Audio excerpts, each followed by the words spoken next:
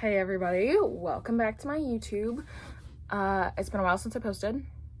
I think the last time I posted was April, and this is a continuation of that video. This is the Q2 books I've read this year.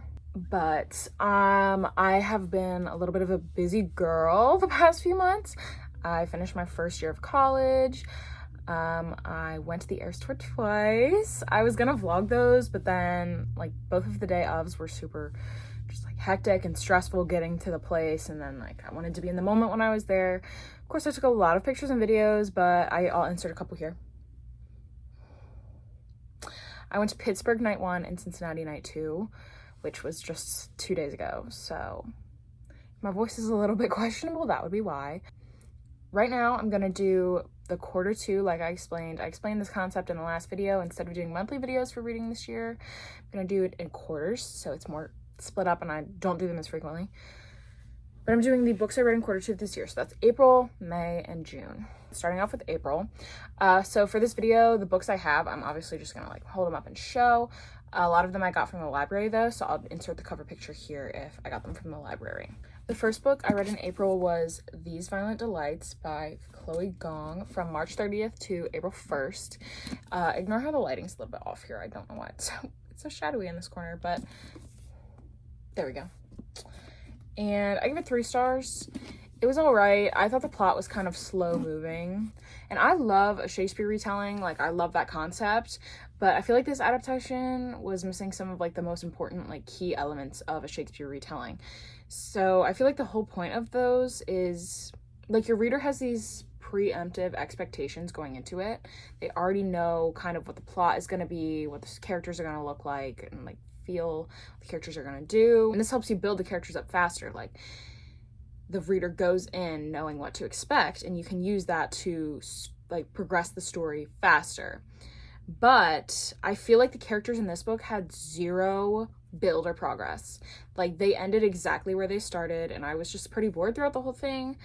And I expected that to kind of get picked back up in the sequel, which I'm going to talk about next, so I might as well just move on. The second book I read in April was Our Violent Ends by Chloe Gong. And like I said, I expected to get that stuff to get picked back up in the sequel, but it was just another book of like these characters barely having any progress. So I read this from April 2nd to April 4th, and I give it 2.5 stars. What I wrote in my notes here is overall, literally, what was this book? I know a lot of people like these books, and like I kind of get why. It has a really unique kind of vibe, and it just wasn't for me, so that's unfortunate. The next book I read in April was Six of Crows. This was my second time reading it. It was my first time annotating it. As you can see, I've got a bunch of post-its, and I've also got a bunch of notes in here, and I give it 5 stars. I read it from April 4th to April 6th, so pretty quick. The first time I read it, it took me probably about a week. Second time I read it, 2 days. So that can show you how much I really enjoyed it this time. But like I said, 5 stars. It grew on me a lot this time compared to the first, and after watching season 2, Shadow and Bone especially, I really wanted to pick this up again. I wanted to annotate and things like that. And I don't know, would it be so bold to say that Kaz and Inej have the most well-written relationship in modern literature? I don't know if I'm gonna get flamed for that, but they're just both such complex characters, and they fit so well together. They're just my like absolute favorite book couple this year. Maybe not ever. Annabeth and Percy always have my heart, like nostalgia. Sorry, but Kaz and Inej are definitely like second place. I love them so much, and of course I love the rest of the crows as well. Take a guess what I read next. Crooked Kingdom, Leigh Bardugo, and I annotated this one as well, but I kind of ran out of tabs, so there's a lot less. And I read this from April 7th to April 9th. I give it 4 stars. Again, this is my second time reading it. I feel like the plot of this one isn't as intriguing as the first one, and that's why it loses that star for me. But there are some really good Kaz and Inej scenes in here, so I have to love it. I just have to love it, even if it's sad. I feel like Six of Crows is more can't put it down, and Crooked Kingdom is more throw my book across the room from anger and sadness, have to take a 30-minute break to just like sit there and digest before I pick it back up again. You know what I'm saying? That's what makes it a little lesser for me, is like it's hard for me to get through it sometimes. There's so many just like things that go wrong, annoying scenes, and like it's has a purpose, but it just takes me a minute. Next, I read One True Loves by Taylor Jenkins Reid. I read this on April 10. Took me literally like an hour and a half to read this book. I give it 3.5 stars. It's probably my least favorite of her books out of the ones I have read. It was fine, but to me it was just pretty plain. It's definitely like an older audience compared to me, and to me it just reads like a Hallmark movie, which of course, you know, sometimes you like that, but this just like, that's not what I expect from Taylor Jenkins Reid. You know what I'm saying? I expect like a cinematic experience in book form. Next, I read Mexican Gothic by Silvia Moreno Garcia. I read this from April 11 to April 13. I give it 3.5 stars, but honestly, if I read it again, it could go up. I read this a while ago, so I honestly don't remember if it would be up at 4 stars, but I really enjoyed it. Like, it took me a second to get into it, but once I got into it, like, I finished it really quick. Next, I read Galatia, I'm not really sure how to pronounce it, but it's by Madeline Miller, and I read it on April 15. It's just this short little thing, and I don't have it. I borrowed it from the library because I was not paying freaking $15 for this little tiny book. But I gave it 3 stars. It was a cool mythology twist, but I thought it was just so short. Like, it seemed not pointless. Like, obviously there's a point to the story, but I don't know. It could have just been like attached on to the end of Circe or Song of Achilles. I didn't think it needed to be on its own separate little thing. Next, I read This Vicious Grace by Emily Feed. I read this from April 15 to April 16, and I gave it 3.5 stars. Honestly, it was more interesting than I thought it would be. I just picked this up at Barnes & Noble because they were having like a buy one get one half off, and this was one of the half offs, and it was like cheap. Like, this was like $12, I think, normally, and then it was like cheaper because it had the half off. So I didn't really expect that much going into it, but I really actually ended up enjoying it way more than I thought I would. It was like super slow moving in the middle, so that's why I got knocked down a few points, but it was overall a pretty good plot. And I thought the chapters were honestly so oddly divided. Like, I've never felt the flow of a book been interrupted so much by the chapter divisions. This really suffers from that issue, and I don't know why they did it the way they did it. If anybody knows, wants to let me know, but it's just such odd ways to split up the chapters. Like, there's a lot of chapters in this book because they are so short, and it's really disruptive. So, unfortunate. I read The Language of Thorns by Leigh Bardugo. I wanted to read all of the Grishaverse books, so I read this April 15 to April 18. It's 3.5 stars for me. It's just cutesy little fairy tale stories, which are not meant for someone of my age, my big age, but I, wanted to read it. So it wasn't that entertaining for me. It would be entertaining for like a 13-year-old, Next, I read Funny You Should Ask by Elisa Sussman. I read it from April 18 to April 20th. I give it 3 stars. It had lots of potential and build-up for really minimal payoff. The plot is a really interesting, I feel like, idea for a romance book, but the execution was not it for me. I thought it was really unrealistic, but like not in a way that works. Next, I read Vicious by V.E. Schwab. I read it from April 20 to April 24th. I give it 4 stars. Like, I kind of love the vibes of this book. It gives me Megamind vibes. I'm gonna be real with you. I don't know if anyone's made that comparison, but it's kind of like the who's the hero, who's the villain type story. And everybody was saying it was good, and I was like, ooh, I wanna check this out. Like, I kind of felt about it how I felt about the Raven Boys, where it wasn't really the story that was pulling me in, but rather the universe. Next, I read Vengeful by V.E. Schwab, which is the sequel to Vicious, and I read it on April 24th to April 25th. I give this one 3 stars. It was not nearly as enjoyable as the first one. There was way too many characters, especially new characters, that I didn't necessarily care about, and I feel like the draw of the first book was the Eli and Victor whole like versus each other, and there was not nearly enough of that in the second one. So I really hope the third one turns out better. Next, I read Every Summer After by Carly Fortune, and I read this from April 26th to April 30th. I give it 3.5 stars. I can sum this book up in one sentence. It's a more frustrating version of Love in Other Words. I know a lot of people have been liking this more than Love in Other Words, but that couldn't be me. I really would rather read Love in Other Words than this one. The last book I read in April was These United States, which I read from February 12th to April 26th. It was my required reading for my history class, so I didn't rate it. But I wanted to put it on here because it was a big, fat, thick book, and I wasn't about to not count reading that. So, I mean, if you are an American history girl, or guy, I guess, feel free to read. But I didn't have any particular thoughts or feelings about it. So that's all for April. Continuing on. This is what I read in May. First, starting off with the Oxford Guide for Writing Tutors. This was also for school. This was a book for school, but again, I was going to include it because it's pretty lengthy. I read it from February 12th to May 1st, and I'm not reading it. It was required. Next, I read The Guest List by Lucy Foley, and I read it from April 30th to May 4th.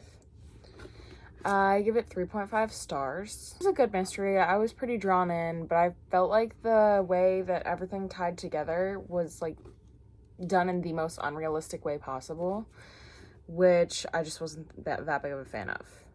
Then I read Utopia Avenue by David Mitchell. I read this from May 5th to May 12th, which was my finals week, so it took me a minute. I gave it 3 stars. Didn't really know what was going on half the time. It was really all over the place a bit, which is probably kind of the point, but I thought it was pretty interestingly formatted. The way that the chapters and parts are spread out, like as if they were music. Then I read The Sun and the Star by Rick Riordan. I like this book. I'm so happy that Percy Jackson is getting more, Percy Jackson verse rather, is getting more editions with this, and then Chalice of the Gods coming out in September. I read this from May 12th to May 14, and I give it 4 stars. I'm so glad that Nico and Will, but like mostly Nico, finally get their own book, and this was long overdue, in my opinion. And next I read Taylor Swift, A Little Golden Biography. I just wanted to talk about it in here, so that's why I included it. But it's so cute, and I 100% will be passing this on through my ancestors. Like, how adorable. It's just so cute. I read this on May 14 and I give it 5 stars. I read The Picture of Dorian Gray by Oscar Wilde, and I had never read this before. I know a lot of people probably read it in high school, but I did not. I read it on May 15. I give it 3 stars. I'm not that big of a classic fan, but I thought it was one of the more enjoyable ones that I've read. I just don't see myself ever wanting to reread it. I read The Lives of Saints by Leigh Bardugo on May 15 to May 17. I give it 3.5 stars. It was cute, but I just wish the stories were longer. They were all like 1 to 2 pages. Then I read Love and Gelato by Jenna Evans Welch, and I read it from May 18 to May 19. I give it 3 stars. It was cute. That's pretty much the only thing I can say to describe it. It's just cute. Next I read Emma by Jane Austen. This is the kind I have. I read this from May 19 to May 23. I also give this 3 stars. I just thought it was a bit boring. I kind of expected more out of it after I liked Pride and Prejudice. Then I read Happy Place by Emily Henry, and I borrowed this from my friend, so I don't have it, but I'm also waiting for the paperback because all my other Emily Henry books are paperback. And I read it from May 26 to May 28, and I give it 4 stars. It was honestly better than I expected. When I first read what the plot was gonna be, I was like, I don't think I'm gonna like it very much. And everyone who got like arcs was like, it's all right. But I was like, oh no, like I'm not gonna like it that much. And then I read it and I loved it. I don't know why I doubted. Emily Henry for the win always. And then I read Demon in the Wood by Leigh Bardugo, and I'm pretty sure this is my last Leigh Bardugo for the year, at least so far. I read it on May 28. It's a graphic novel. I give it 3.5 stars. It was good. It just, it's nothing super special. It's just a small little story for the background of the series. Moving on to June, the first book I read in June was See You Yesterday by Rachel Lynn Solomon. And I read this from June 1 to June 4, sorry. I give it 3 stars. I just wasn't wowed the way I wanted to be. And I said this for her last book I read, Weather Girl. Because Today, Tonight, Tomorrow, the first book of hers that I read, and her probably most popular book, I love. I've read it twice. So then I picked up Weather Girl and I was thinking, maybe this one will also be good. I read it, wasn't enjoying it that much. But I was like, I'm not going to not read any of her other books because the one was bad. Like, the one was really good and one was really bad. So I feel like I got to give another one a go. See where it stands. It was pretty much right in the middle for me. It was a good, neat idea. It just was not my favorite. Next I read Cuban Girl's Guide to Tea and Tomorrow. I don't have a cover on this because this is from Thrift Books. I read this from June 5th to June 6th. And I give this one 3.5 stars. It was really cute, and I absolutely cannot wait to see Kit Connor in that movie. Kit Connor Nation, love him. Speaking of which, the next book I read was Heartstopper, Volume 1. Yeah, I reread Heartstopper this June because I wanted to do a little reread before the show comes out again in August, the season 2, and also Pride Month. I was like, I don't know, it's Pride Month. Gotta read Heartstopper, come on now. On June 6th, I give it 4 stars, and I'm just gonna say, like, overall for all 4 of them, it's just always a fun and cute read. I love Nick and Charlie. It's just such a well-written series, coming-of-age series. So then I proceeded to read volumes 2, 3, and 4. June 7, June 7, 4 stars. June 7, 4 stars. June 7, 4 stars. I read them all on the same day because that's the only way I ever read Heartstopper, is all of this in one day. Then I read Every Last Word by Tamara Ireland Stone. And I read this from June 19 to June 13. I gave it 4 stars. That was such a twist at the end. I was like, I did kind of like slightly predict it right before it happened, but it was a really good twist. I just thought the relationship of the book could have used some more fleshing out, like especially at the beginning. I wasn't really like feeling it at the start, you know? It felt a little bit forced, but like once you get into like the groove of the book, I was like, oh. Next, I read 4 by Veronica Roth on June 14. I don't want to hear all of you haters hating on Divergent. It's one of my classic series since day one being 6th grade. I didn't really feel like rereading the whole series because I know I reread the first Divergent like all the time. But I know if I read Insurgent or Allegiant, I will probably hate them because I kind of hated them the first time I read them, but like I think I would hate them even more if I reread them. I know I was just like, don't hate on Divergent, but I'm hating on Divergent in a way which like I love it, but like it makes me so annoyed and so mad, the choices that were made in those books. But I just wanted like a taste of the Divergent verse, so I was like, you know what, I'm gonna read 4. It's short, it doesn't really need to read anything else to like, it's not a standalone, but it's kind of just a collection of novellas. I gave it 4 stars. Come on, it's 4. I had to give it 4. It's just kind of a classic, and I honestly used to have this on 5 stars, which is just definitely not a 5-star book, but 12-year-old me was eating this thing up. Like, this was the original Wattpad. Be so for real. This was so good.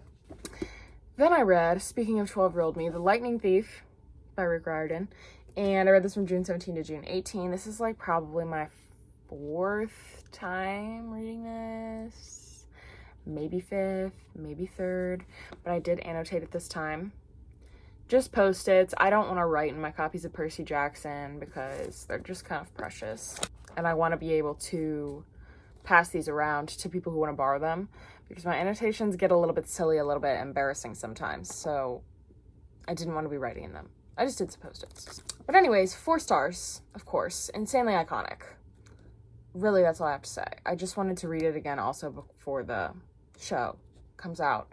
Hopefully soon, because I feel like I've been waiting for it for a decade, but that's because I have been, I guess.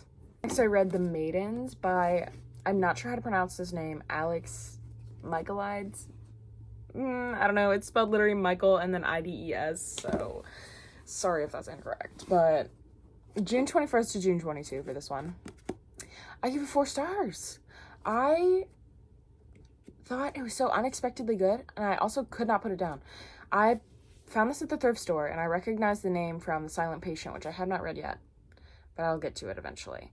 And I also recognize the cover a bit because it's been in my thrift books recommended for like a hot minute, and I was like, thrift store, like this was 50 cents. I should pick it up. pretty good quality. Like, give it a go. So I bought it, like, the end of May at the thrift store.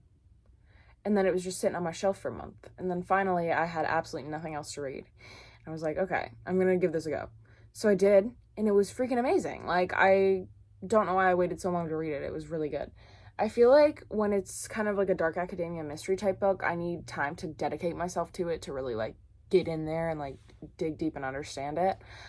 So that was probably why I waited a while. But I wish I didn't, because this one wasn't really that hard to... I didn't really have to dig deep. Like, everything was kind of... not surface level, but easy for me to kind of get into. And my last book for this video and for June is a massive one. It is A Court of Silver Flames.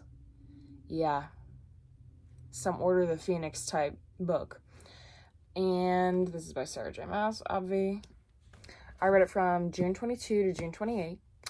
And I read the rest of the ACOTAR series back in October, November-ish.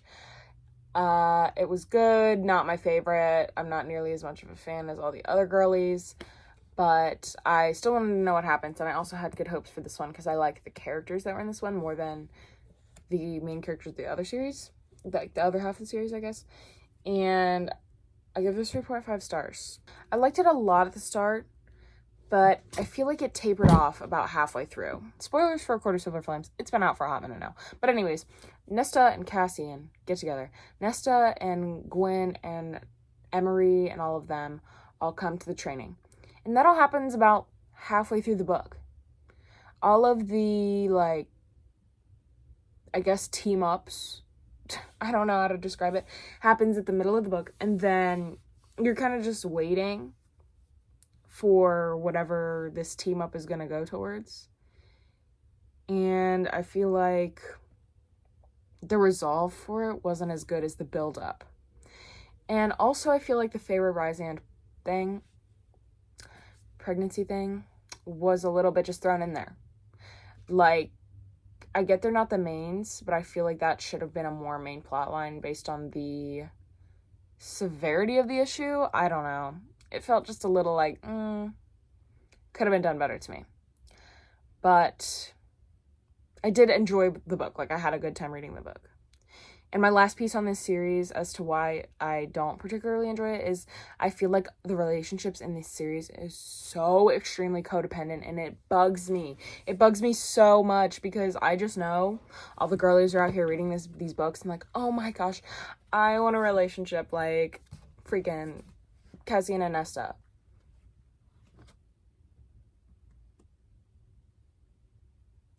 Not healthy. Nobody in these books has healthy relationships, and it literally makes me so mad.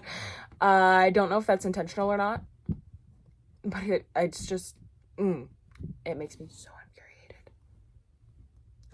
And if you're like, give me an example. My example would be this entire book is about Nesta getting over her depression or issues she's having, like PTSD, and she does, and they kind of start to make it seem like she's doing it on her own, but then toward the end, I know there was a specific line I read where it was like, toward the end, she's like, I couldn't have done it without Cassian, or like, if Cassian left or Nesta left, they would both literally fall apart. Like, they would go back to where they started, zero progress, and stay that way. And the same thing with Feyre and Rysand. They were like, oh yeah, if one of us dies, we made this deal that the other one would also die. Like, I get the whole, like, mate thing where it's like, you know, if you've read these books, you know, but I just think it's so stupid. It's so stupid. So that's my piece on the ACOTAR series. And I just really don't know how to feel about it long run. I just don't know. Because I just don't, it's so hyped. It's so hyped. Allie's coming in. What? I thought you were talking to someone. No, I'm making my video. In the video. Yeah? Kitty in the video? She's been outside your door. Yeah, I know she's been outside my door. She slept with me last night. Kitty was supposed to be in the video. Nice to meet you. Ew. Anyways. That's my piece. It's so hyped. I wish I got the hype as much as everybody else, but I only get the hype a little bit. Like, it's entertaining, but it's not my Bible like it is everybody else's. You know what I'm saying?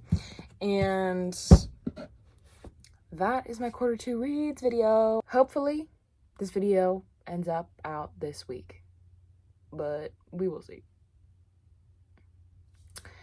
TTYL, thanks for watching.